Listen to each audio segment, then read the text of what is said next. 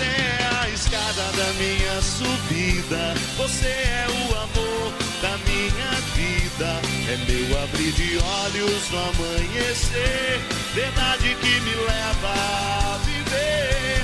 Você é a espera na janela, a ave que vem de longe tão bela, a esperança que arde em calor. Você é tradução do que é o amor, do que é o amor. Campina Grande, não é sem motivo que seu sobrenome é grande. Posso voar e subir sem me cansar, ir pra frente sem me fatigar, com asas como águia.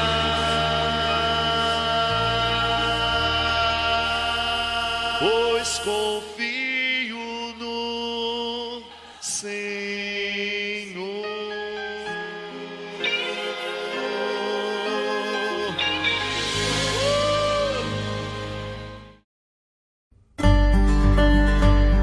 Meu nome é Maria Paulina, sou conhecida como Voto Tu.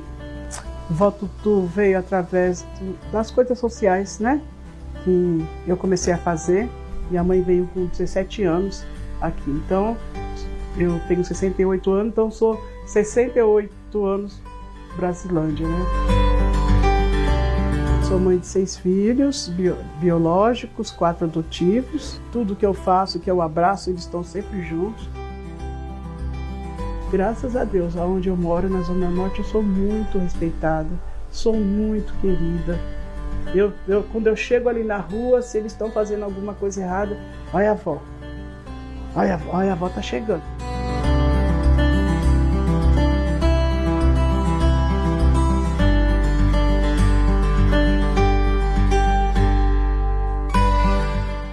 Eu trabalhei no hospital 15 anos, né? E como sustentava 6 filhos sozinha, e eu vi a possibilidade. Comecei a fazer bolo, doces, né, devagarinho entrando dentro do hospital com essas coisas, né, até que um dia eu falei com a minha chefe se eu podia levar umas marmitas, e ela me autorizou, né, daí a partir daí eu comecei a levar as marmitas e comecei a ver que tinha boa aceitação, principalmente os médicos, a sua comida é muito boa, né, e daí foi crescendo. Eu carregava numa caixa dessas de mercado, eu carregava 20 marmitex, esse meu filho, o outro. A gente pegava 2 conduções para chegar até o HC, né?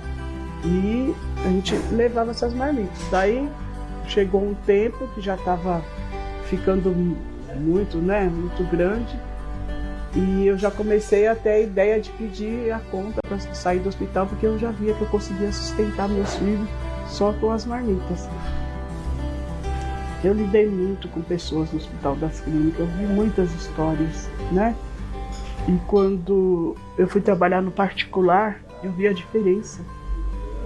Você entendeu? De se tratar um paciente no particular e de se tratar um paciente no SUS.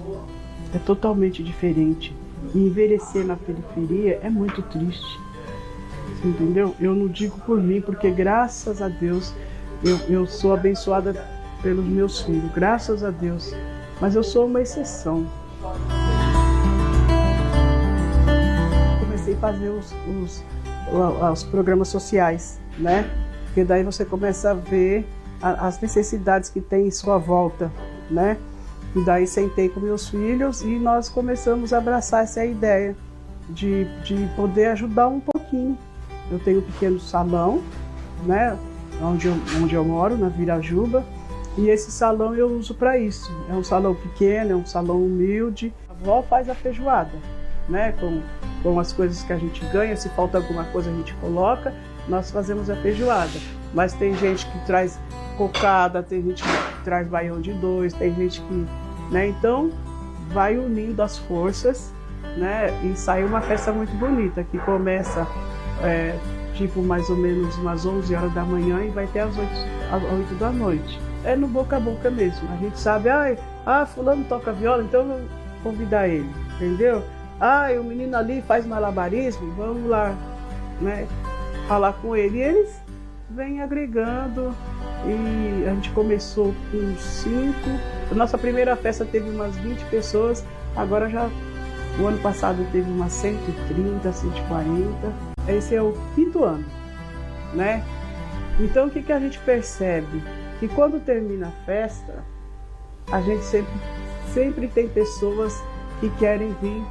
Olha, eu quero participar mais, olha, o que está precisando. E o objetivo dessa festa é para angariar fundos para o Natal dos Idosos.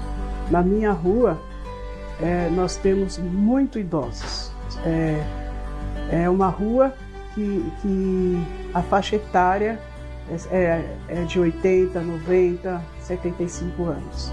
Então o que a gente percebe? Que nossos idosos que têm Alzheimer lá, eles são muito judiados, muito maltratados. Não que os filhos não gostem, é que eles não sabem lidar, né? Eles acham que é demência, que está ficando louco. E eu luto muito com o posto, com a UBS, que é para ir lá fazer um programa, para passar um slide, para ensinar, para falar sobre a doença, como que deve ser tratado, né? O que se deve fazer com o idoso. Então esse é o trabalho da Vototu. Sou um grão de areia dentro de um oceano. Mas se eu conseguir fazer um pouquinho, né, e trazer um bem-estar para uma criança ou para um idoso, para mim já está ótimo. A Vototu hoje está com 68 anos, tenho dificuldade para andar. Muitas vezes eu quero ir atrás de doação, atrás de coisas, né? Mas não dá para mim fazer tudo. A história da avó é essa. A avó carrega uma bagagem de aprendizado, né? E quero fazer muita coisa. Quero que meus filhos, depois que eu for embora, meus filhos continuem fazendo alguma coisa, porque é muito bom, é muito gratificante. E é isso aí. Já vou ter para falar para vocês. Olá pessoal, estou muito feliz de estar aqui hoje nessa live. Uma pessoa que eu tenho o maior carinho, o maior respeito, a maior admiração, e estou sempre seguindo ele nas redes sociais. Além de ser uma pessoa do bem que ajuda muitas pessoas, ele é uma pessoa muito engraçada, uma pessoa que me traz muita alegria também. E eu fiz esse convite e ele aceitou. Isso foi motivo de muita alegria para mim, e eu fiquei assim pensando o que falar com o Padre Fábio, né? O Padre Fábio é uma pessoa já super conhecida, mais de 20 milhões de seguidores. E eu aqui, começando agora essa live, me passa um filme na cabeça, qual a importância disso para mim, e sem falar que a gente vai estar fazendo bem aqui, como já foi dito. Então vamos lá, vou chamar aqui o Padre Fábio para a gente começar esse bate-papo entre amigos.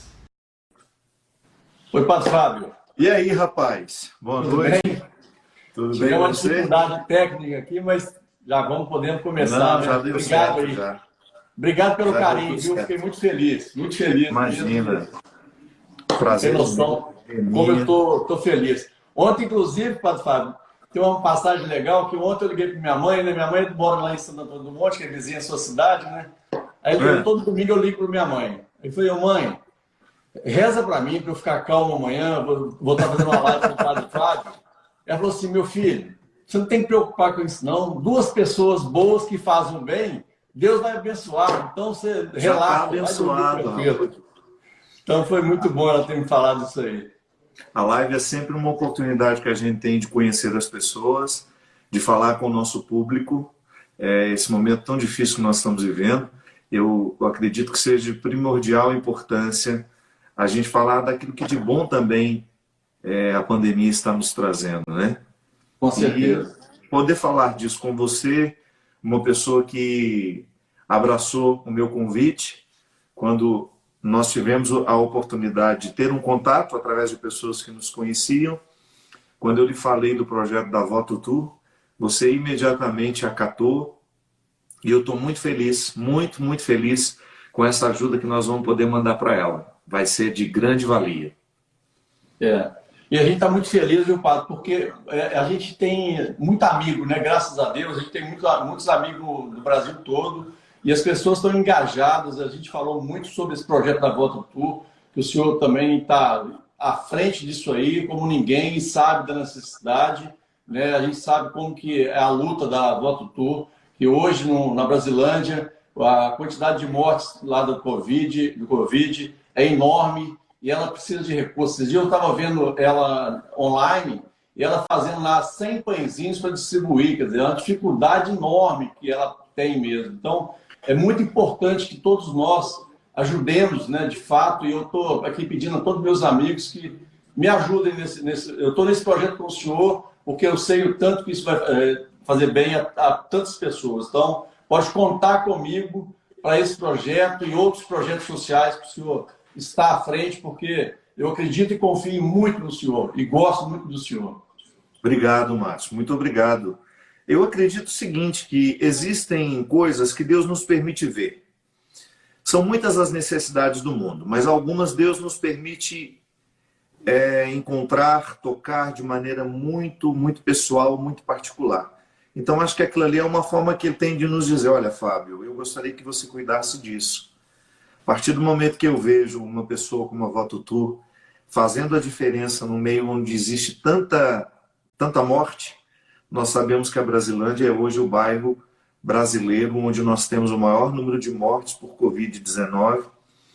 Quando eu tive a oportunidade de ver aquela mulher na sua simplicidade, sendo ela alguém do grupo de risco, sendo ela alguém que precisa tomar todos os cuidados para não adoecer, para não ser contaminada, porque esse vírus para ela poderia ser fatal, de repente ela está ali, no meio daquela simplicidade, o que eu acho fantástico, assessorada pela própria família, pelo que eu percebi, pelo que eu tenho falado com a Vânia, a filha dela, a solidariedade está na genética. Então você vê que há um engajamento familiar.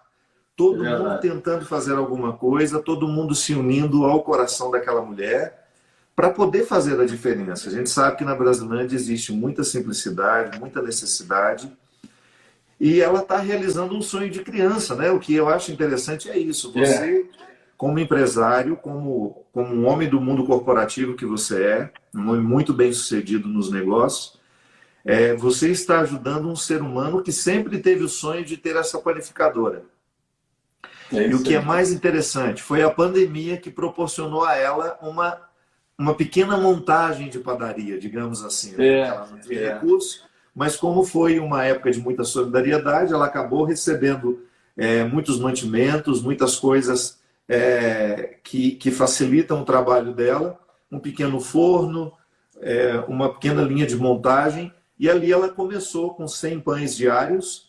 Hoje me parece que ela já ultrapassou os 600 pães diários, e quem sabe com essa nossa ajuda e com outras que eu sei que estão vindo também, de amigos meus que eu consegui trazer e também se apaixonaram pela Vototur, a gente montar um grande centro social ali para ela cuidar. Perfeito. Uma vez que ela tem a família com boa vontade, porque às vezes, Márcio, o mais difícil é você ter quem continue, né? Às vezes você tem algumas pessoas com enorme capaz de mudança, com enorme capacidade de mudança, de transformação social, aquela pessoa como uma célula transformadora, mas depois você não tem continuidade, é difícil. E ali não. Nós tivemos a sorte de que a Vototur tenha educado muito bem os seus filhos para essa solidariedade, então acredito que será uma forma muito efetiva de ajuda naquele lugar. É verdade. E é muito importante ajudar, né, padre? Eu tenho uma passagem na minha vida, lá em Santo Antônio do Monte. Eu era menino, devia ter, sei lá, 7 anos, 8 anos, não sei quantos anos que eu tinha, mas era um menino. Aí uma senhora muito católica foi na casa do meu pai e tal. Aí me viu, eu era um menino magrinho e tal, me viu, aí falou com meu pai, posso conversar com seu filho? Meu pai, pode. Ela veio e começou a conversar comigo e falou assim, você tem uma missão. Você é uma pessoa que vai crescer muito na vida, você vai desenvolver muito, mas você não pode esquecer de ajudar as pessoas. Você tem essa missão. Assim como o senhor tem uma missão aí, vem ajudando tantas pessoas, vem fazendo bem, né? E a gente fica muito feliz de poder ajudar. Eu me sinto assim, super feliz quando eu ajudo alguém, sabe? Que eu posso ajudar alguém. Graças a Deus a gente tem condição para isso hoje. E a gente, tanto o senhor como eu, a gente veio do interior. Não é fácil essa luta. O início é muito difícil, mas Deus foi muito bom para a gente. Eu sempre falo, eu sou muito grato a Deus por tudo que Ele fez por mim e continua fazendo. Então, o mínimo que eu tenho que fazer é fazer minha parte de ajudar também, né? de ajudar, de colaborar. Aí, quando eu vejo um projeto como esse do senhor, eu fico empolgado, para te falar a verdade. Eu fico feliz de estar participando e estou vendo aqui os resultados estão sendo bons. Depois nós vamos passar isso aí para o senhor, para o voto futuro. A gente fica muito feliz, é muito gratificante de estar vendo que as pessoas são solidárias, querem ajudar, né? E por uma coisa que é realmente muito, muito correta, muito válida, e que é essa ajuda na Brasilândia, que está precisando muito, muito, muito. Peço ao pessoal aí que colabore mesmo, continue colaborando, porque para nós é muito importante, viu, gente? Esse momento da pandemia, na verdade, né, Padre? O senhor falou, tem muita coisa boa, viu? Muita gente mudou, a gente mudou, as pessoas mudaram o pensamento, né? As pessoas estão mais solidárias, as pessoas estão mais juntas no sentido de querer fazer o bem.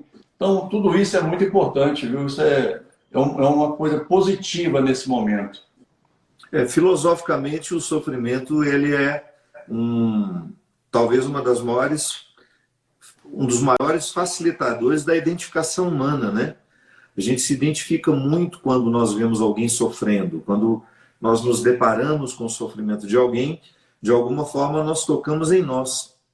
E é tão interessante a gente identificar que um momento como esse, de tanta dificuldade, de tanta luta, de tanta restrição, esteja despertando justamente o nosso olhar mais humano. É aquilo que do nosso olhar pode ser mais humano, mais acolhedor, mais solidário. E isso é filosófico. Quando nós temos alguém sofrendo diante de nós, é como se nós víssemos um espelho onde nós estamos refletidos. A dor da perda, quando eu vejo alguém perdendo, eu me lembro que eu também perco. Quando eu vejo alguém morrendo, eu me lembro que eu também morro.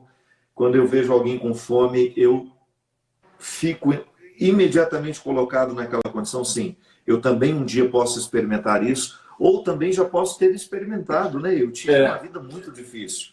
Eu sei que você tem uma história linda, hoje você está na presidência, junto a uma administração de um grande banco em Minas Gerais, mas eu sei que você começou como office boy ali. Então, certamente você conhece a restrição de perto. Então, quando a gente vê uma família passando por uma restrição, passando por dificuldades, eu, pessoalmente, me coloco naquela situação porque eu já vivi isso. E é muito bom, né, a gente ter passado por isso, porque você valoriza mais, você dá mais importância. Realmente, eu saí do interior com 16 anos de idade, em BH, morei numa república aqui no edifício Maleta, com 8 pessoas, num quarto só. Ou seja, ali que todo mundo era muito unido, querendo um ajudar o outro, né? Todo mundo buscando o seu espaço, querendo crescer. E com 20 anos eu fui para o Rio de Janeiro, sozinho, sem conhecimento de nada, nunca tinha ido à praia, nunca tinha pego um avião. E fui conhecendo a vida, né? Fui conhecendo, fui aprendendo. E isso me dava cada vez mais certeza que eu tinha que eu ia me dar bem, né? Que eu ia crescer, que eu ia desenvolver, mas que eu tinha que ajudar as pessoas. Toda hora vinha a lembrança dessa senhora falando comigo que eu tinha uma missão, que eu tinha que ajudar as pessoas. Então, isso aí eu nunca vou deixar na minha vida. Se Deus quiser, eu vou continuar cada vez mais podendo apoiar essas pessoas, ajudar efetivamente, porque o que você falou, eu já passei por muita dificuldade. Meu primeiro Réveillon no Rio de Janeiro, estava eu, minha mulher e minha sogra, nós fomos a pé, eu morava em Botafogo, nós fomos a pé de Botafogo até Copacabana, e o meu Réveillon vi os fogos, bom pra caramba, e depois aí eu tomei uma Skol, não esqueça, tomei uma Skol, minha mulher um Guaraná, minha sogra um Guaraná, acabou, voltando para casa. Quer dizer, depois acho que eu fiquei tão pensando nisso aí, falei, poxa, eu tenho que levar mais gente. Depois, graças a Deus, as coisas andaram bem, caminhou bem. O Rio de Janeiro foi muito importante na minha vida, né? Durante uns 25 anos, eu comecei a levar amigos, alugava um apartamento no Hotel Rio Otto para levar meus amigos para passar o Réveillon com eles. Eu levava 30 pessoas para a gente comemorar o Réveillon, ou seja, para ver como é bom aquilo ali, porque eu nunca desenvolvi nada na minha vida pensando só em mim. Eu não posso pensar, não posso ser egoísta de pensar em mim. Eu tenho que pensar nos outros, nas outras pessoas. Então, se eu tenho um bom vinho, eu quero dividir com meus amigos. Se eu tenho qualquer coisa que eu tenho, eu quero dividir. Acho que esse é o meu espírito, essa é a minha formação, e é assim que eu vejo a vida. Quer dizer, se todos nós ajudarmos uns aos outros aqui, o mundo será melhor, ele vai ser melhor, com certeza. O que é interessante é a gente identificar que uma história de restrição não nos colocou numa perspectiva de mágoa e de ressentimento com a vida. Olha, eu tive muitas dificuldades para chegar até aqui, mas eu não tenho nenhum rancor com a vida. Eu só tenho espaço para a gratidão. E eu acho que isso que faz toda a diferença na vida de quem vence. Há pessoas que vencem, mas ficam eternamente machucadas, magoadas, com um ressentimento que priva de viver uma solidariedade ou de querer a mesma realização para aquelas pessoas com quem convive. É uma nobreza muito grande vencer na vida e continuar nessa perspectiva. Não perder a humildade, não perder a simplicidade e, sobretudo, essa capacidade humana que é a gente se dividir, a gente ser com os outros, né? Eu costumo dizer que a maior riqueza que o dinheiro pode nos trazer são bons amigos. Proporcionar o que o nosso amigo não pode ter é muito bom, não é? Independente de quanto seja o que você conseguiu na vida. Independente. Eu não estou falando de riqueza, de ser milionário, não. É você poder pagar para o seu amigo aquele lanche que ele gosta, mas que não tem dinheiro. Quantas vezes, menino, a gente saía para passear lá em Formiga, na minha cidade, na minha terra natal, eu não tinha dinheiro do cachorro-quente lá na exposição agropecuária. E o meu amigo que tinha, um pouquinho mais que nós, tinha um enorme prazer de pagar o cachorro-quente para mim. É disso que eu estou falando. Claro, essa proporção ela vai crescendo à medida em que nós vamos ficando mais realizados. Eu me lembro que uma das grandes alegrias que eu tive, quando tive, por causa dos meus direitos autorais, eu nunca fui um padre que viveu de dízimo, nunca pedi doação para mim, graças a Deus, sempre vivi do meu trabalho.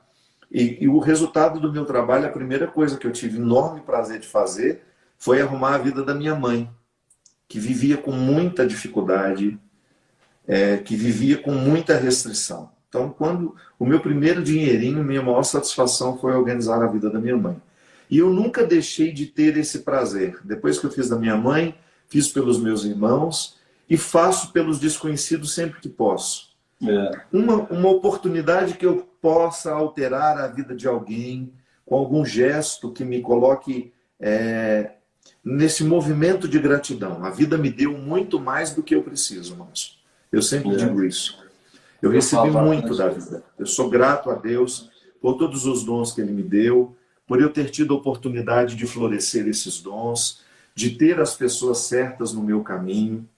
Eu posso dizer que eu fui beneficiado do ponto de vista humano, com as ambiências emocionais que eu fui construindo ao longo da minha história, de pessoas que me quiseram realmente bem, que promoveram o melhor para mim e o melhor de mim. Então, se eu não fizer a mesma coisa, meu caro, eu estou sendo muito injusto. Eu estou sendo aquele filho ingrato que recebeu e depois não sabe dividir. Né? Exatamente. Eu acho que a experiência de você vencer na vida, volta a dizer, minha gente, vocês que estão nos acompanhando, esse discurso é para todos nós. Em alguma coisa você venceu, em alguma coisa você tornou-se superior aos outros, do ponto de vista de oportunidade, não de condição humana, nós somos todos iguais. Mas às vezes você teve uma oportunidade que te colocou num emprego em que você ganhava muito mais que seus irmãos, que você ganhava muito mais que os seus amigos, e você pôde exercer a sua solidariedade. É isso mesmo. Eu vejo isso muito em algumas amigas minhas que também têm uma boa condição de vida, e tem aquele amigo lascado, que não tem dinheiro nem para ir ali na esquina. Eles fazem questão de levar em todos os lugares. Por quê? Porque aquela pessoa é muito agradável, aquela pessoa é essencial no convívio. Então, a gente faz de tudo para tê-la sempre com a gente. Por quê? Ela nos enriquece de outra forma. A convivência é aquele amigo que é essencial na sua vida, que você não pode perdê-lo de vista, que já ultrapassou muito tempo a condição de ser um mero conhecido. Então é muito bom quando a gente identifica que a vida nos proporcionou a experiência da gratuidade. Passei por muitas dificuldades? Passei. Você passou por muitas dificuldades? Mas hoje nós estamos aqui sem nenhum ressentimento, sem nenhuma mágoa. Tudo que eu sofri valeu a pena, foi importante. Não mudaria uma vírgula de tudo que eu vivi, de tudo que eu experimentei. Claro, não é bom passar o que a gente passou. Eu também já estive na beira da fome. Eu não passei fome, mas eu passei muita restrição. Eu passei uns bons anos da minha vida comendo arroz, feijão e taioba, que era a mistura que a gente tinha em casa. Não tenho nenhum problema com isso. Estou aqui feliz da vida, continuo valorizando o que é simples, o que me realiza, quero ter os meus amigos por perto e quero ter a graça de vez em quando, me deparar com um ser humano como o Voto Tu, que tem um coração que eu gostaria de ter. Existem pessoas que, para mim, personificam o Evangelho, Márcio. Personificam. Eu tenho aprendido muito que a religião nem sempre se transforma em espiritualidade. E quando ela se transforma em espiritualidade, ela tem um poder enorme de transformação social. Porque a transformação humana que um processo religioso realiza, quando se transforma em espiritualidade, é a transformação da mentalidade. Nada pode nos aprisionar mais do que a nossa mentalidade. Nós somos mesquinhos porque pensamos de forma mesquinha. Nossos gestos são mesquinhos porque antes a gente pensou mesquinhamente. Então, quando a gente tem uma transformação da mentalidade por meio de um processo religioso, de uma religião que fez bem, que educou a vontade, que educou o desejo, que educou a alma, é muito transformador. É muito transformador. E eu vejo isso neste caso que nós descobrimos, eu descobri tem uns 15 dias, a história da Voto Tu. Não tinha ideia de que essa criatura existisse e de que ela fosse tão essencial na vida humana, de maneira especial na Brasilândia. E aqui estamos nós, unidos por uma causa. Tivemos a oportunidade de, nesse meio de campo, ter as nossas pontas conversando, e hoje estamos nós aqui juntos no mesmo movimento de solidariedade. O meu objetivo, graças a Deus, né? Graças a Deus. Eu vi o senhor falar sobre essa questão de interior, né? Como foi o início da sua vida no interior. Muitas vezes as pessoas, como o senhor colocou, se revoltam porque teve alguma coisa. Eu comecei a trabalhar como engraxate, graças a Deus. Meu pai tem o 4º ano primário. Meu pai, lá são 5 homens e uma mulher. Com 7 anos, o filho homem tinha que engraxar. E ele dava uma caixinha de engraxate ali, completinha, tava, isso aqui você vai começar a se virar na vida e tem que tocar a sua vida. Aí, se fosse hoje, eu ouvi o senhor falando, ele seria preso, né? Se fosse hoje, seria preso. Seria. Com certeza seria. Quer dizer, mas não, aquilo ali me fez bem, quer dizer, aquilo ali me fez homem, me formou como uma pessoa que dá importância ao trabalho, que começou cedo, que lutou na vida, que Deus, como o senhor falou, que Deus abençoou mais do que eu merecia. Eu sempre falo isso, não estou copiando o senhor aqui não, mas eu sempre falo isso, que eu tenho muita gratidão a Deus exatamente por isso, porque, poxa, de onde eu comecei, uma cidade do interior, que é muito menor do que Formiga, né? Santo Antônio do Monte, a gente ia... Santo Antônio do Monte. Formiga é a capital de Santo Antônio. É a capital. Exatamente a capital. Quando a gente ia para Formiga para fazer compra lá, poxa, é um negócio assim, importante. É como era depois vir para Belo Horizonte. Mas eu queria, se o senhor não se importar, falar um pouco, tem muita gente perguntando aqui, se o senhor pode falar um pouco para nós sobre a sua história inicialmente em Formiga, como o senhor se colocou, começou como padre, ou seja, falar um pouco disso para a gente aqui, se puder. Olha, eu tive uma história muito simples, sem nada de extraordinário. Nasci no interior de Minas, numa cidade chamada Formiga, num lar muito cristão, verdadeiramente cristão, de atitudes cristãs, mas também bastante sincrético, com muitas influências religiosas ali, por causa da rua onde eu cresci. Também, como você, trabalhei muito cedo, comecei vendendo doce, depois fiquei durante uns 4 anos vendendo doce, como uma forma de ajudar na família. Depois eu fui trabalhei como office boy também, de um escritório, o escritório do Jair. Depois fomos para Piuí, trabalhei vendendo pão, trabalhei apanhando café. Depois voltamos para a Formiga, eu tinha mais ou menos uns 15, 16 anos, já tinha vontade de ir para o seminário desde menininho. Aí entrei no seminário de Lavras, fiz todo o meu processo, estudei 16 anos, até me tornar padre, fui morar em Belo Horizonte, fiz mestrado em Teologia Dogmática. De Taubaté eu vim de Belo Horizonte vim para Taubaté, dar aula na mesma faculdade onde eu me formei. Fiquei ali 4 anos, aí deixei a congregação onde eu pertencia, que era dos Padres do Sagrado Coração de Jesus, e comecei com uma mão na frente e outra atrás, uma vida nova, diferente, sendo padre da diocese, com um pouco mais de liberdade para fazer esse trabalho de comunicador que eu faço. E cá estou eu. Que bacana. Um resultado que eu considero muito positivo, muito bom. Me sinto um homem muito realizado, muito feliz sendo quem eu sou, fazendo o que eu faço, tendo essa feliz oportunidade de ser padre num tempo onde nós temos canais de televisão na mão, né? Eu sempre digo isso, eu tenho meu canal de televisão aqui. Então eu posso fazer um bem enorme às pessoas, como também posso fazer mal. Tudo vai depender do que eu escolho. Tudo vai depender de como eu quero chegar na vida das pessoas. Perfeito. Tenho pensado muito nisso, sabe, Márcio?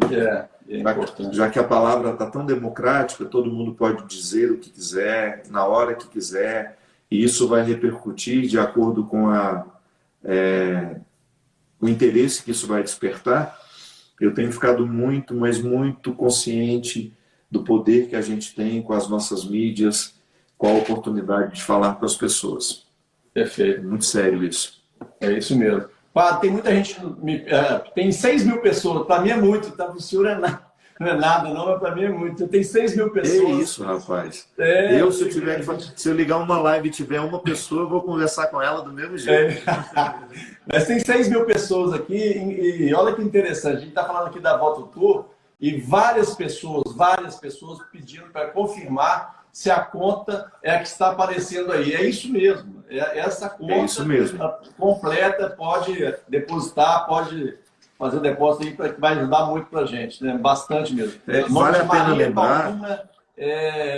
Maria Paulina, está claramente o nome dela aí. E a conta está certinha. Vale a pena a gente contar que o trabalho da Vovó Tutu ainda não é uma instituição. É uma iniciativa pessoal. Nós estamos ajudando um ser humano. Nós não estamos ajudando uma instituição. Pode ser que a partir do momento que ela ganhou essa visibilidade, os filhos encaminhem, organizem a vida dessa iniciativa da mãe para, quem sabe, dar um nome a essa instituição, criar uma documentação para ela ser uma instituição beneficente, mas por enquanto não. O que nós estamos fazendo é colaborando para que a família da Vó Tutu tenha condições de montar essa padaria e estruturar esse grande sonho dela, que é continuar fazendo bem para as pessoas lá na Brasilândia. E quem sabe, se a gente crescer, se o processo crescer, a gente ter muito mais frentes de trabalho social. Como essa, é isso mesmo. E a gente pode ajudá-la, né? Esse início do trabalho aí, para elas realmente construir uma entidade, uma empresa, é um pouco trabalhoso, mas a gente pode e deve ajudá-la, né? Eu acho que é importante, depois, se o senhor conseguir, a gente encontrar, conversar um pouco com ela, ver onde a gente pode ajudar mais. Acho que vai ser muito bom. Rapaz, eu não vejo a hora de passar tudo isso para eu encontrar a Vó Tutu. É o que eu mais quero. Quero ir lá na Brasilândia pessoalmente, encontrar-me com ela, conhecer a família dela, ver de perto esse ser humano que me encantou tanto pela televisão. Verdade. A gente precisa estar perto de quem nos faz bem, né? Com certeza. E vai fazer muito bem para a gente estar com ela lá, vai ser muito bom, vai nos fazer muito bem. Uma coisa que todo mundo está pedindo aqui também, que o senhor falar para todos nós aqui sobre fé e devoção. Se o senhor puder falar alguma coisa sobre fé e devoção. Olha, a fé é um movimento que nos leva a acreditar. Ela pode nos levar a crenças diferentes, porque o cristianismo não me convenceu. mas pode ser que ele não tenha convencido a muitos que estejam acompanhando aqui agora. Pode ser que a fé foi despertada para acreditar de outra forma, muito embora todos os caminhos levem a esse amor a Deus. A devoção são expressões que nós usamos, simbólicas, muitas vezes ligadas ao simbólico, para nós podermos expressar a nossa fé. Eu não sou um homem muito devocional, não. Eu sempre tive um catolicismo que sempre... Quero até me explicar melhor. Eu fui criado dentro de um catolicismo devocional. Tenho profundo respeito pelas devoções, mas o meu caminho foi outro. Eu trilhei uma outra forma de relação com Deus. Tem gente que tem, né, a devoção de fazer as novenas, de fazer isso, fazer... Eu nunca tive isso. Tenho um profundo respeito por quem faz, por quem encontra nisso uma satisfação. Acho que a gente tem que falar com Deus na linguagem que Ele entende e que a gente entenda. Claro. E, muito embora eu, como padre, participo dessas devoções, uma devoção que sempre fez parte da minha vida é a devoção ao coração de Jesus, talvez a mais marcante da minha história. Mas vocês nunca me viram assim, como padre, promovendo a devoção disso, a devoção daquilo, né? Eu prefiro a teologia que se transforma em reflexão, que faz com que o nosso discurso nos convide a uma mudança de vida. E há padres que têm esse trabalho bastante firmado, ensinando devoções ao povo. Eu valorizo muito, são amigos meus que estão fazendo aquilo que eu não sei fazer, né? Eu sempre digo isso. Eu não vou me meter a fazer algo que alguém faz melhor que eu. Então eu não sou um padre que ensina muitas devoções, mas eu tenho ali o meu trabalho no outro ramo. Mas o senhor tem uma importância muito grande, né? Hoje eu estava até vendo aqui, né, conversando com algumas pessoas, estavam super felizes com a divulgação da live, e como você conseguiu, o padre Fábio de Mello, uma pessoa que todo mundo quer falar, quer conversar, quer aprender, né? E hoje eu recebi uma mensagem tão bacana sobre você, que se o senhor permitir, eu queria ler rapidamente aqui, que é bem legal. Claro, querido. Claro. Mas é uma pessoa que trabalha comigo no banco, e é uma pessoa muito bacana, muito religiosa, uma pessoa que crê em Deus. Aí ela falou assim: Márcio, o padre Fábio veio realmente desse mundo com um dom. O dom de multiplicar a palavra de Deus e tocá-la através do coração das pessoas. No meu caso, a palavra dele, além do coração, toca a minha alma. Então, você vê que a missão do senhor é muito importante. O senhor tem uma importância. Olha aí, rapaz, já valeu ter vivido, né? Já valeu ter vivido para escutar isso. Pois Outro dia a minha sobrinha, Cristiane, ela me chamou a atenção, falou: tio, ela printou lá no meu Instagram, falou: presta atenção no comentário desse menino. O menino chama Pedro, ele mora no interior, eu acho que ele mora na capital, São Paulo. E ele escreveu numa linguagem bem assim, própria deles, né, dessa moçada agora, que tem um linguajar, ele me chamando de mano. Pô, mano, eu vi a sua missa hoje, ele estava se referindo à missa de 2 domingos atrás.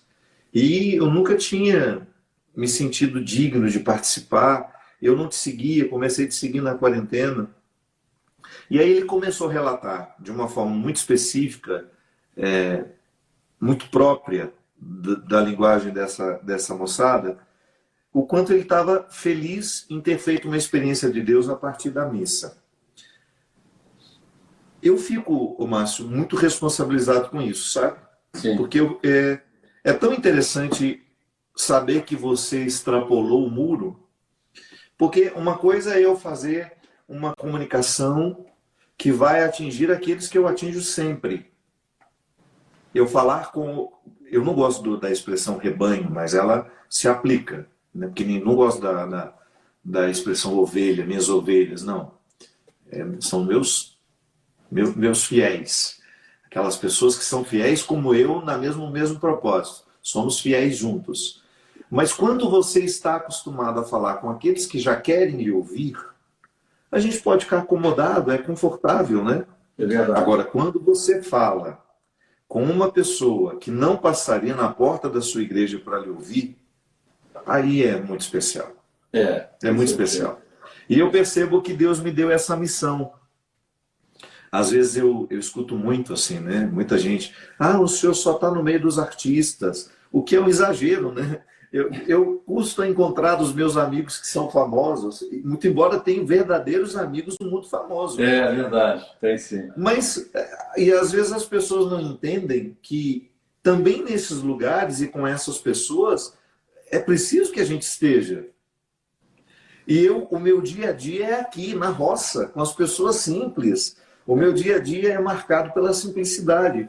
Só que quando eu estou com as pessoas simples aqui da roça, não gera uma manchete para os jornais, para as páginas, né, de fofoca. É claro que quando eu encontro um famoso, há sempre um registro desse encontro. Mas então, eu comecei a perceber que o meu ministério sacerdotal me colocou em lugares que não eram os mais convencionais. Tanto é que quando eu leio essas pessoas, que às vezes me veem só de vez em quando, ou só fica sabendo que eu existo quando eu apareço com uma pessoa famosa que é minha amiga, eu até compreendo essa ignorância, porque não acompanham o meu trabalho, não sabem aquilo que de fato constitui o essencial da minha vida. Mas eu comecei a identificar desde o início que Deus me dava a oportunidade de falar muito com os diferentes. Então é claro que eu tenho um enorme prazer de falar com as minhas senhorinhas, aquelas que são católicas desde o início, aquelas que cresceram no berço católico, que são devocionais. Tanto é que quando eu estou com elas, nós falamos das devoções, eu sou padre para elas. Se essa é a linguagem que elas entendem, naquele momento, durante uma peregrinação, nós passamos por muitos lugares devocionais. Mesmo que não seja a minha busca, mesmo que eu não ande atrás de devoções, se eu estou lá, e lá é um centro de devoção, é claro que eu vou falar dessa devoção com as minhas senhorinhas. É claro que eu vou fazer de tudo para que elas vivam da melhor forma o momento de estarem ali. Agora, e como é importante o senhor fazer isso, né? Como é importante esse papel do senhor com elas, com as senhorinhas, como o senhor colocou. Mas claro, nossa, aliás, a coisa que eu mais estou lamentando nessa pandemia, porque era para nós já termos feito 2 peregrinações nesse ano. Porque, Márcio, é o momento que eu mais me sinto padre. Porque com essa coisa de você ficar famoso, você perde muitas coisas essenciais da vida do padre. Que é o direito de você entrar numa sacristia, se paramentar, presidir uma celebração eucarística, ir embora tranquilamente, sem que aquilo vire um evento. Então, na peregrinação, isso é possível. Eu fico com elas o dia inteiro, eu sento com elas em todas as refeições, nós estamos juntos, nós viajamos juntos, nós conversamos o dia inteiro, nós celebramos todos os dias, é o momento mais importante da peregrinação.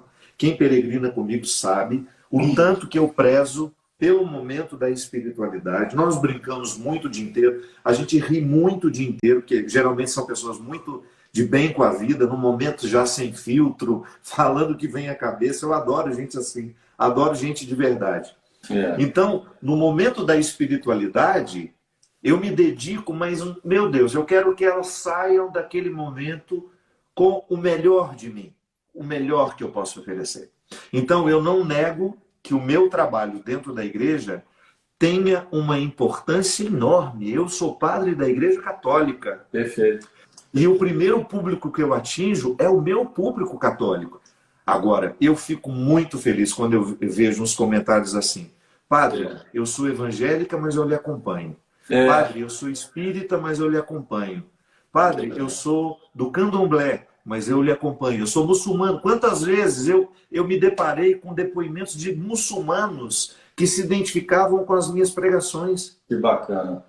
Aí, meu amigo, é aquela sensação. Eu acho que quando você extrapola dentro do seu mundo corporativo, a sua ação, quando você percebe que você atingiu muito mais do que você se propôs, é uma alegria que se transforma em responsabilidade, Márcio. É isso mesmo. Eu digo assim, eu nunca tenho o direito de me sentir um homem vaidoso do ponto de vista, olha que padre maravilhoso que eu sou. Não, isso não passa pela minha cabeça hora nenhuma, porque eu tenho meus defeitos aqui, ó, na ponta do nariz.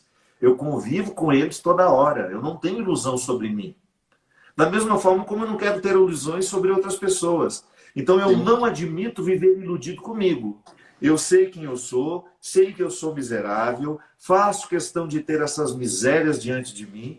Agora, a partir do momento que eu sei quem eu sou, que eu sou miserável, e não quero ter ilusões sobre mim, eu não vou me sentir melhor que ninguém. Não me sinto melhor que padre nenhum. Pelo contrário. Às vezes eu olho para a minha vida como padre e penso, nossa, eu não tenho nem 70% dos sofrimentos que os padres têm no dia a dia. Há padres que celebram 5 missas por dia, Márcio. Ficam exaustos no final do dia. Eu tenho direito a ter vida pessoal, porque pelo fato de eu ter ficado conhecido e em evidência, eu acabo tendo meus lugares de privacidade, coisas que os padres de paróquia não têm. Não tem mesmo. Eles estão expostos o tempo todo, cobrados pelas pessoas o tempo todo, porque o povo é cruel também. Da mesma forma como o padre ama, o povo ama seu padre, o povo costuma ser cruel também com ele na hora de exigir dele, impedi-lo de ser feliz, de ter o seu lazer. Então, sinto-me muito responsabilizado dentro do trabalho que eu faço na igreja, mas é uma enorme satisfação que eu não vejo como vaidade, saber que, de alguma forma, essas pessoas diferentes prestam atenção no que eu estou fazendo e na mensagem que eu estou levando. Eu me sinto um pouco Paulo, eu me sinto um pouco o apóstolo Paulo, Apóstolo sabe? Paulo, né? Que levou o evangelho para os teatros na época. Rapaz, eu me lembro quando nós começamos a cantar nas principais casas de show do país, rapaz, eu me lembro que eu tinha a minha temporada no Canecão, a famosa casa de espetáculo do Rio de Janeiro. Super bacana. E só existiam três nomes que faziam a temporada: quinta, sexta, sábado e domingo, que era eu, Roberto Carlos e Maria Bethânia. É verdade. Eu morei no Rio. E é você isso morou mesmo. no Rio, você sabia o que era um artista ficar quinta, sexta, sábado e domingo. É fantástico. Como é que o senhor entrou na música? Tocou isso aí. Como é que o senhor entrou nesse mundo da música? Né? E é um sucesso. Eu nasci né? cantando. Entrou cantando. Foi. Coisa Nasci boa. cantando. Então a música entrou muito cedo na minha vida. Eu, como seminarista, eu já cantava, já fui muito incentivado pelo padre Maurício Leão, que era o pároco, o reitor do Seminário de Lavras. É por isso que eu estou te dizendo, eu tive uma sorte muito grande, Márcio, de estar com as pessoas certas. Eu sei que tem muita gente que, por exemplo, quando percebe o talento do outro, fica com medo que aquele talento possa ofuscar os seus. O padre Maurício não era um homem assim. Ele olhava para a gente e ele incentivava aquilo que a gente sabia fazer. E eu me lembro que o primeiro incentivo para escrever me veio dele. Quando a gente ia embora, quando a gente terminava o 3º ano, a turma do 2º fazia uma homenagem para a gente. Então, os meninos do 3º ano, os seminários do 3º ano, recebiam aquela homenagem dos meninos do 2º. E eu me lembro que o texto que o padre Maurício preparou para falar de mim era isso. Tinha essa frase: vai, Fábio, vai escrever as cartas para o mundo. É isso aí. E eu fico até emocionado. A gente fica emocionado. Porque era uma pessoa que me enxergava, né? Uma pessoa que via futuro em mim. Eu acho que é tão maravilhoso quando você é olhado com futuro. A gente fala tanto de olhar amoroso, eu acho que olhar amoroso é aquele que vê futuro. Não é aquele que aprisiona no passado nem no presente. É aquele que olha para você e vê o que você ainda não viu. Que enxerga o que você não enxergou. Que sabe o que você ainda não sabe. Então eu fico muito, muito feliz de saber que as pessoas certas estavam naqueles momentos da minha vida. Então no seminário eu já tinha um protagonismo musical. Junto com os meus colegas, a minha turma era muito musical. Aliás, a banda do seminário era praticamente composta pelos membros da minha turma. A guitarra, a bateria, o teclado, os vocalistas. E a gente fazia sucesso, rapaz. A gente cantava nas missas, cantava nos casamentos. Eu tenho muito casamento aí de pessoas que talvez nem saibam que eu me tornei o padre Fábio de Mello. Eu cantei no casamento de muita noiva, de muita moça aí na década de 80, 90. tanto em formiga quanto em lavras. Que legal, coisa boa. Mas, Fábio, nesse momento atual, né, que está todo mundo aí, as pessoas estão carentes, as pessoas estão tristes, apreensivas de estar em casa e tudo. Como é que o senhor vê esse momento? O que o senhor poderia dizer para acalentar o coração dessas pessoas? Elas são muito apreensivas, né? As pessoas estão muito apreensivas e sem perspectiva de futuro, inclusive. Como é que o senhor vê isso? Olha, a gente tem que ver o que está passando. Teresa d'Ávila tinha uma expressão muito bonita para nos ensinar a paciência. Ela dizia, tudo passa, só Deus permanece. Então hoje, este momento, por exemplo, nós estamos muito mais perto da solução do que estávamos ontem. Verdade. Então eu acho que o pensamento positivo é a gente ter, não se trata de uma alienação, eu vou fingir que nada está acontecendo, não. Não acredito que seja isso. Eu acredito que hoje nós estamos um dia mais próximo da vacina, do medicamento, do fim da quarentena, da volta às atividades. Então é pensar positivo. A gente não pode pensar, ai meu Deus, mais um dia. Não, a gente tem que pensar, oh meu Deus, que bom, menos um dia. É isso mesmo. Eu acho que a gente, quando modifica a forma como nós estamos interpretando os acontecimentos, eu sempre disse isso, eu não tenho como modificar um acontecimento, eu não tenho. Se eu pudesse, eu modificaria. Então eu modifico a maneira como eu olho para ele. E isso me diz respeito. Isso é um poder. Não tenho o poder de transformar a realidade, mas tenho o poder de mudar a forma como olho para a realidade. Perfeito. Isso, de fato, é um passo que me pertence, que eu posso dar. O padre, e é tão importante isso que o senhor falou, quer dizer, eu também sou uma pessoa extremamente otimista. Eu nunca acho que vai dar errado, eu sempre acho que vai dar certo, eu trabalho para que dê certo, eu rezo para que dê certo, enfim. É tão importante a pessoa ser otimista, né, de acreditar, ter fé, acreditar que vai dar certo, né? Eu também, muito parecido com o senhor, muito parecido mesmo. Queria só falar... E eu também... Pode falar. Eu estou falando muito? Se eu não, estiver falando muito, tá você ótimo. me corta. Para mim está excelente, está ótimo. Por mim, eu fico até amanhã falando. Ô, Márcio, ainda hoje eu estava conversando com um amigo médico lá do Rio de Janeiro, pelo telefone, e eu falei para ele, ele falou assim, você acha que nós vamos sair melhores dessa pandemia? E eu falei, olha, eu não tenho uma visão romântica da crise. Eu não acho que necessariamente porque nós passamos por isso, nós vamos ficar melhores. Não acredito. Agora, eu também não sou pessimista. Eu acredito que a crise ela possa, de fato, acelerar o processo de evolução de quem quer evoluir. Mas não é garantia. Porque se eu não fizer o movimento, Márcio, não tem pandemia nesse mundo que vai transformar o mundo. Eu tenho muito receio que quando termine tudo isso, em pouco tempo as pessoas estejam errando nos mesmos lugares e da mesma forma.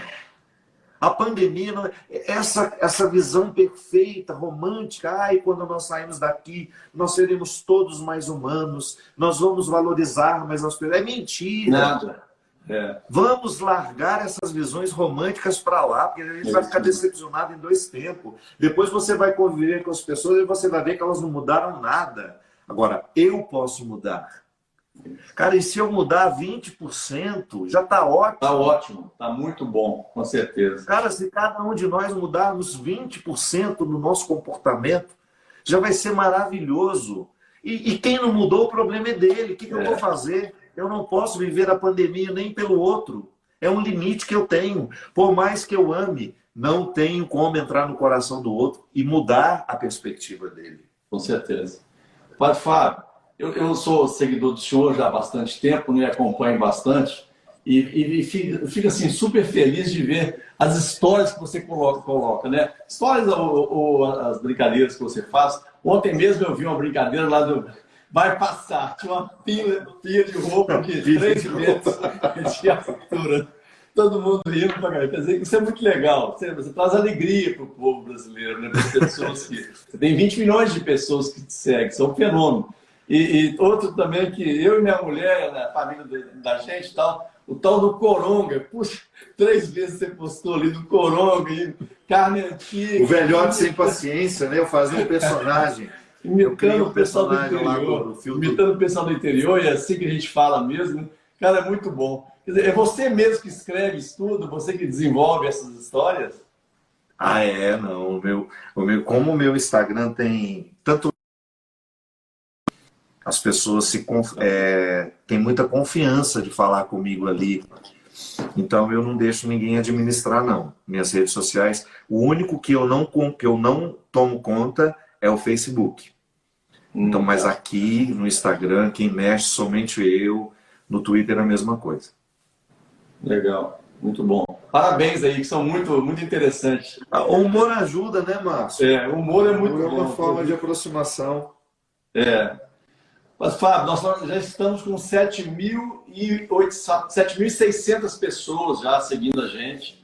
Aliás, desculpa, não, estamos com 8.780 pessoas seguindo a gente. Isso para mim é muito, muito. Obrigado. Dá um ginásio. Obrigado.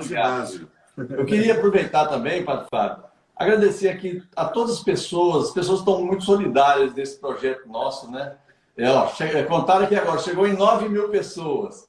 E o mais legal é que as pessoas estão fazendo doação. Então eu queria aproveitar, não quero citar nomes, porque se eu for citar nome eu vou certamente cometer uma injustiça, mas queria muito agradecer aí, certamente, né, aos correspondentes bancários do BMG, aos franqueados do BMG, aos meus amigos, todos os meus amigos, né, de Santo Antônio do Monte, tem várias pessoas de Santo Antônio do Monte vendo isso aí, com o maior orgulho de eu estar aqui batendo um papo com o senhor, né, meus amigos do Brasil todo, graças a Deus eu sou uma pessoa que Deus concedeu muita amizade, muitas pessoas no meu relacionamento que me fazem muito bem. Então, queria muito estar agradecendo ao senhor e dizer da minha alegria de estar aqui hoje, meu Padre Fábio. Para mim é um motivo assim, de muita emoção, para te falar a verdade.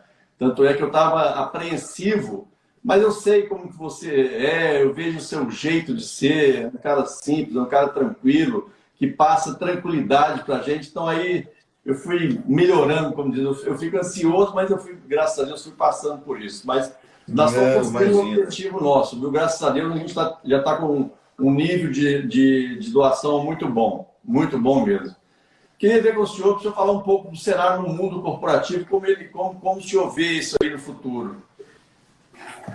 Rapaz, aí eu não sei dizer nada não, quem sabe é você, ué. Imagina que eu vou falar alguma coisa para o vice-presidente do BMG. Não tem nada para falar. Você que tem que me dizer o que você espera dessa transformação toda. Eu espero muito melhor, meu padre. Eu acho que as pessoas, né, elas estão, pelo menos estão sentindo, estão mudando, viu? Muita gente está mudando um pouco a forma de pensar, um pouco o jeito de fazer as coisas. O mundo, né, o corporativo, você vê, hoje as empresas, o BMG, por exemplo, 96% dos nossos funcionários estão em casa. Estão em casa, trabalhando em casa, com a família. Continuam trabalhando em casa. Em casa. Quer dizer, nós temos lá mil funcionários, 960 estão trabalhando em casa. E adaptaram super bem, porque há quanto tempo que a gente não tinha esse relacionamento com a família? Eu trabalho em São Paulo de segunda a sexta, eu vejo minha família sexta-noite, sábado e domingo. Então, eu estou aqui há 60 dias em Belo Horizonte, quieto em casa, trabalhando diariamente, trabalhando até muito mais do que eu trabalhava antes, trabalhando 14, 16 horas por dia, mas feliz por quê? Poxa, eu estou tomando café da manhã com minha esposa, estou almoçando em casa, lanchando à tarde, jantando em casa, e está muito bom. Quer dizer, a gente vai mudar, as pessoas vão mudar. E outra coisa também é essa questão da solidariedade. As pessoas vão ser, eu acredito muito, que vai passar a pandemia? Vai. Mas que as pessoas terão um coração melhor. Eu acredito muito nisso. Eu confio que vai acontecer muito isso aí. E vai acontecer se a gente quiser, né? Se cada um de nós tomar uma decisão.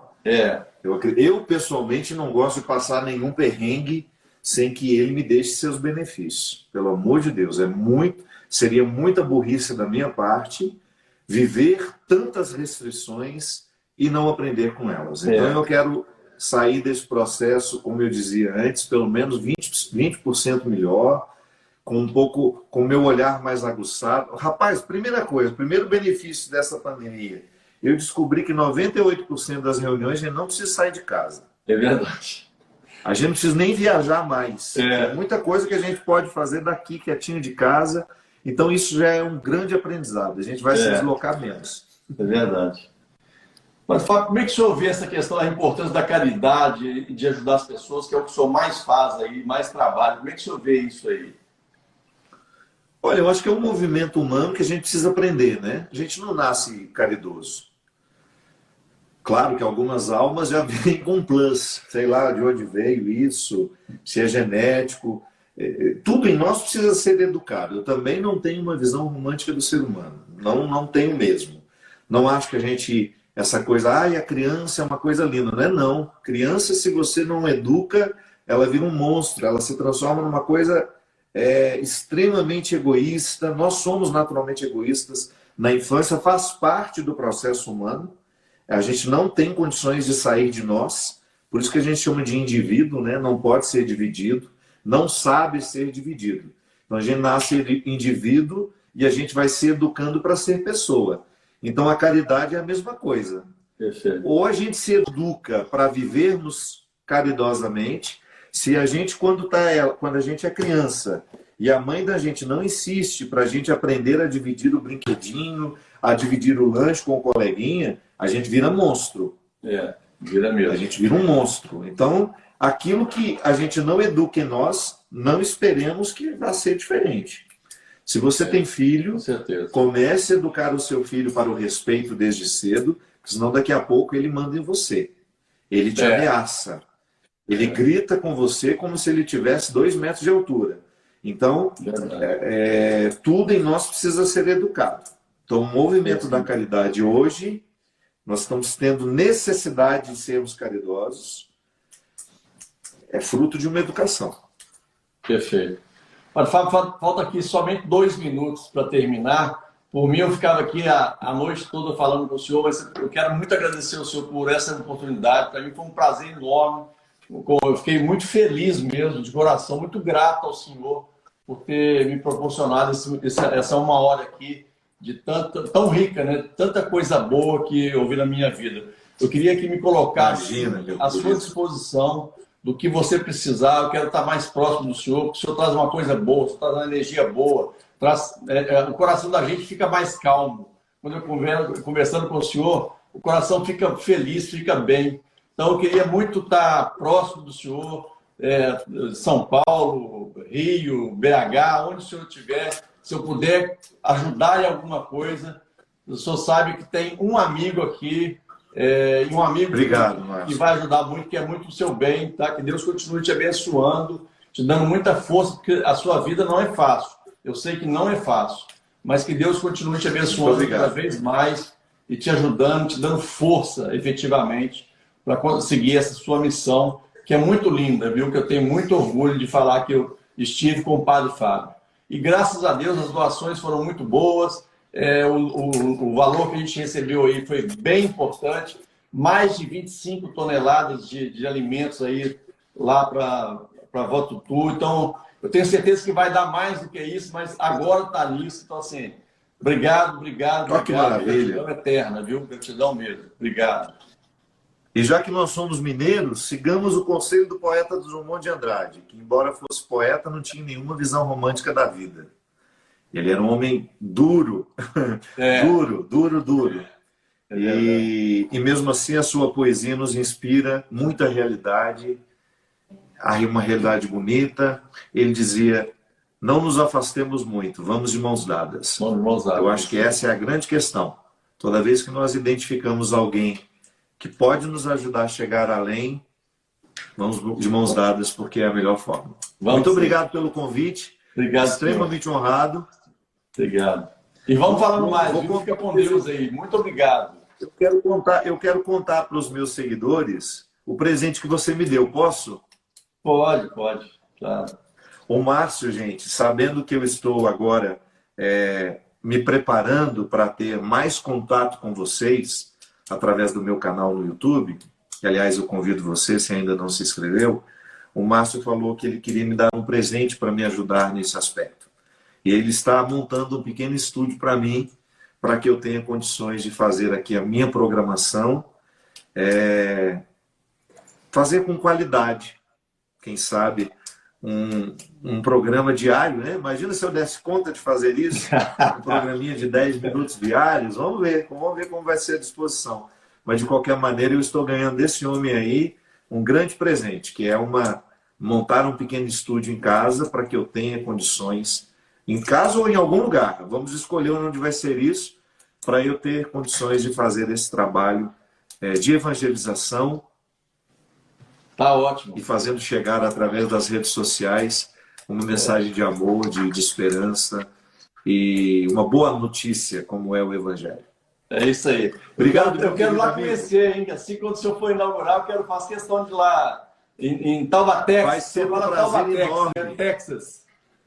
Taubaté, Texas. Taubaté. Faço questão de ir lá conhecer, te dar um abraço pessoalmente.